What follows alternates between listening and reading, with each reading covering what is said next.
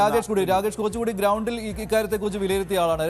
രാകേഷ്, അതിനകത്ത് ഇപ്പോൾ മനു പറഞ്ഞത് പോൾ പൊസിഷൻ എന്ന് പറയുന്നത് NDAയുടെ BJP JDU LJP മുന്നണിയുടെ ഏതാണ്ട് 50-52 സീറ്റാണ്. അവിടെ നിന്ന് അവർക്ക് സ്റ്റാർട്ട് ചെയ്താൽ മതി. പക്ഷേ മറിച്ച് മഹാഗഡ്ബന്ധനിൽ അങ്ങനെയല്ല. അവിടെ RJDയുടെ ആ 25 സ്ട്രോങ് ഹോൾഡിൽ നിന്ന് സ്റ്റാർട്ട് ചെയ്യണം മഹാഗഡ്ബന്ധനിൽ. ഇത് അവർക്കൊരു തിരിച്ചടിയാകുമല്ലോ. അവിടെ തന്നെ ഒരു 25-27 സീറ്റുകളുടെ വ്യത്യാസം വന്നു കഴിഞ്ഞു ഷുവർ സീറ്റുകളുടെ കാര്യത്തിൽ. അതൊരു ഇൻട്രസ്റ്റിംഗ് ആണല്ലോ ആ ഫൈൻഡിങ്. അതെ മഞ്ജുഷ്, ഒരു 10% അധികം വോട്ടുകൾ നേടിയാൽ മാത്രമേ RJD സഖ്യത്തിന് മഹാസഖ്യത്തിന് വിജയിക്കാൻ സാധിക്കുകയുള്ളൂ. കാരണം RJDയുടെ ഉറച്ച വോട്ട് ബാങ്ക് എന്ന് പറയുന്നത് മുസ്ലിം യാദവ് വോട്ടുകളാണ്. അത് ഏതാണ്ട് 32% വരും. അവിടെ നിന്ന് ഏതാണ്ട് 10% വോട്ടുകൾ കൂടി സമാഹരിച്ചാൽ മാത്രമേ RJDക്ക് അധികാരത്തിലേക്ക് എത്താൻ കഴിയൂ എന്ന കാര്യത്തിൽ സംശയമില്ല. മറുവശത്ത് BJPയുടെ അല്ലെങ്കിൽ NDAയുടെ കാര്യമെടുക്കുകയാണെങ്കിൽ EBC വോട്ടുകളാണ് നിതീഷ് കുമാറിൻ്റെ എല്ലാ കാലത്തെയും കോർ വോട്ട് ബാങ്ക്. പ്രത്യേകിച്ച് അദ്ദേഹം 2005 മുഖ്യമന്ത്രിയായതിനു ശേഷം എക്സ്ട്രീംലി ബാക്ക്വേർഡ് കമ്മ്യൂണിറ്റി അത്തരമൊരു സ്റ്റാറ്റസ് നൽകിക്കൊണ്ട് പിന്നാക്ക വിഭാഗങ്ങളെ അത്തരം ക്രമീകരണം നടത്തിയിരുന്നു. ആ വോട്ടുകൾ നിതീഷ് കുമാറിൻ്റെ ഒരു കോർ വോട്ട് ബാങ്കാണ്.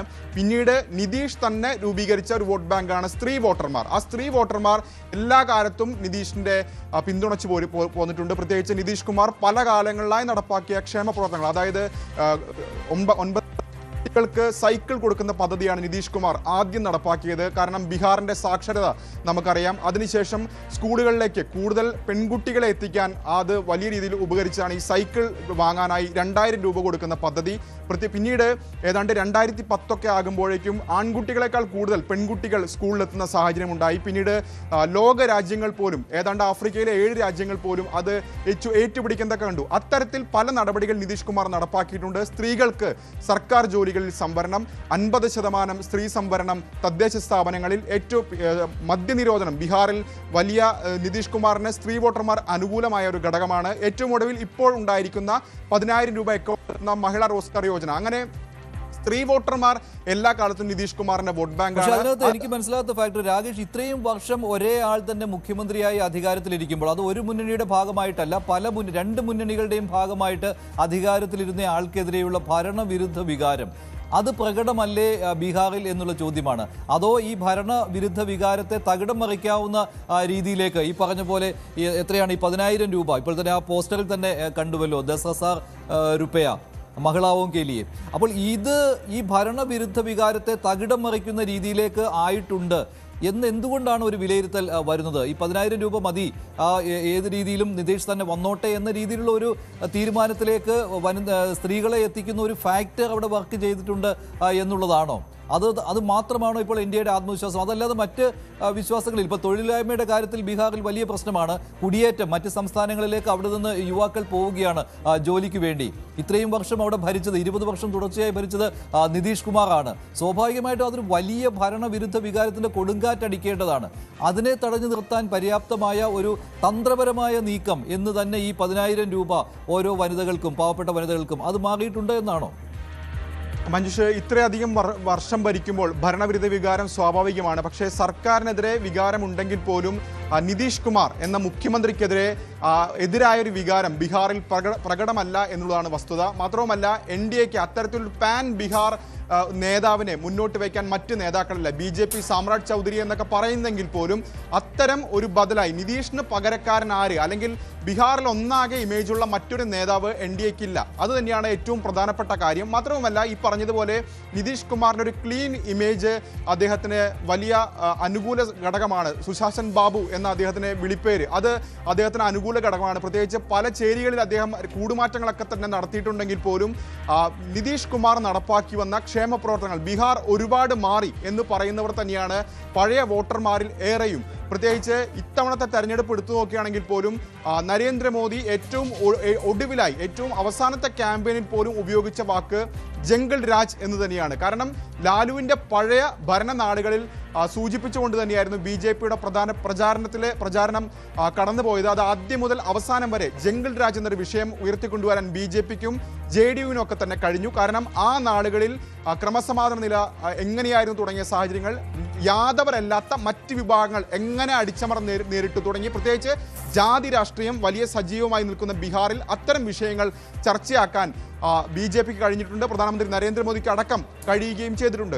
അതുകൊണ്ട് തന്നെ നരേന്ദ്രമോദി ഫാക്ടർ പറയുമ്പോൾ നരേന്ദ്രമോദി പങ്കെടുത്ത റാലികളുടെ അത്രയും എത്തുവാൻ രാഹുൽ ഗാന്ധിക്ക് കഴിഞ്ഞിട്ടില്ല. ഇപ്പോൾ രാഹുൽ ഗാന്ധി തെരഞ്ഞെടുപ്പ് പ്രചാരണത്തിന്റെ ഇടയ്ക്ക് വെച്ച് പോയി, പിന്നെ രാഹുലിനെ കാണാനില്ല തുടങ്ങിയിട്ടുള്ള ആക്ഷേപങ്ങളും ഉണ്ടായിരുന്നു. ആ ഫാക്ടറൊക്കെ വർക്ക് ചെയ്തിട്ടുണ്ടാവാമില്ല. പിന്നെ ഈ തേജസ്വി യാദവ് ഒരു യുവരക്തമാണ്. അങ്ങനെ ഒരു നേതാവിനെ സ്വാഭാവികമായിട്ടും ഒരു സംസ്ഥാന മുഖ്യമന്ത്രി സ്ഥാനത്തേക്ക് ആഗ്രഹിക്കുന്നതുമാണ്. അത് മാത്രമല്ല രാകേഷ്, അതിനകത്ത് മറ്റൊരു ഫാക്ടർ കൂടിയുണ്ടല്ലോ. ഈ എക്സിറ്റ് പോളുകളിൽ തേജസ്വിക്കാണ് കൂടുതൽ പിന്തുണ, RJDയുടെ തേജസ്വിക്കാണ് മുഖ്യമന്ത്രി സ്ഥാനത്തേക്ക് കൂടുതൽ പിന്തുണ വരുന്നത് നിതീഷിനേക്കാൾ. പക്ഷേ സീറ്റുകളുടെ നോക്കുകയാണ്, അതൊരു ഇൻട്രസ്റ്റിംഗ് ഫാക്ടറാണല്ലോ. സീറ്റുകളുടെ കാര്യം നോക്കുമ്പോൾ NDAക്ക് BJP JDU സഖ്യത്തിനാണ് പിന്തുണയെങ്കിൽ മുഖ്യമന്ത്രി സ്ഥാനത്തേക്ക് തേജസ്വിയെ ഇഷ്ടപ്പെടാത്തവരില്ല. തേജസ്വിക്കാണ് കൂടുതൽ പിന്തുണ വരുന്നത്. അതെന്തുകൊണ്ട് അങ്ങനെ സംഭവിക്കുന്നു? ഒരു യുവാവ് വരട്ടെ മുഖ്യമന്ത്രി സ്ഥാനത്തേക്ക് എന്ന് ആഗ്രഹിക്കുന്നവർ കൂടുതലായിട്ടുണ്ട്. പക്ഷേ നിതീഷിനെ കൈവിടാനും പറ്റില്ല. അങ്ങനെ ഒരു വിഷമവൃത്തത്തിലായിരുന്നു ബീഹാർ ജനത.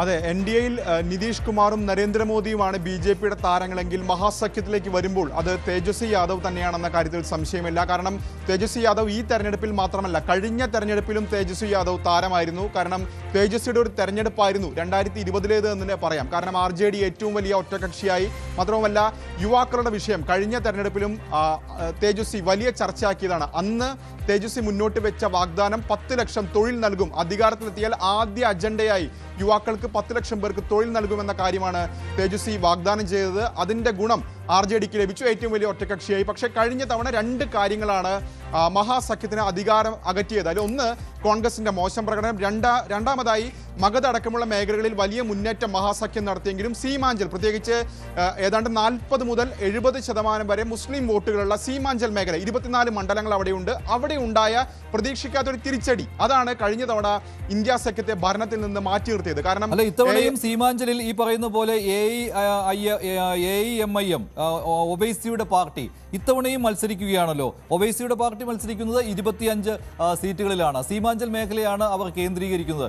ഇത്തവണയും ഈ ഫാക്ടർ തിരിച്ചടി ഉണ്ടാക്കുവാനുള്ള എല്ലാ സാധ്യതയും ഉണ്ടല്ലോ. ഒവൈസി വീണ്ടും കോൺഗ്രസിന്റെയും RJDയുടെയും വോട്ടുകൾ കട്ട് ചെയ്യും, ഒവൈസിയുടെ പാർട്ടിയിലേക്ക് വരും. അത് മാത്രമല്ല ഒവൈസിയുടെ പാർട്ടിയായിരിക്കും അവിടെ ജയിക്കുകയും ചെയ്യുന്നത്. പക്ഷേ അവിടെ എനിക്ക് തോന്നുന്ന ഒരു കാര്യമുണ്ട്. ഇപ്പോൾ കുറച്ച് സീറ്റുകൾ മാത്രമേ കേവല ഭൂരിപക്ഷത്തിന് വേണ്ടൂ എന്നുള്ളതാണെങ്കിൽ ഒവൈസി സ്വാഭാവികമായിട്ടും പിന്തുണയ്ക്കുമല്ലോ MGBയെ, മഹാസഖ്യത്തെ. ഒരിക്കലും BJP സഖ്യത്തോടൊപ്പം ചേരില്ലല്ലോ.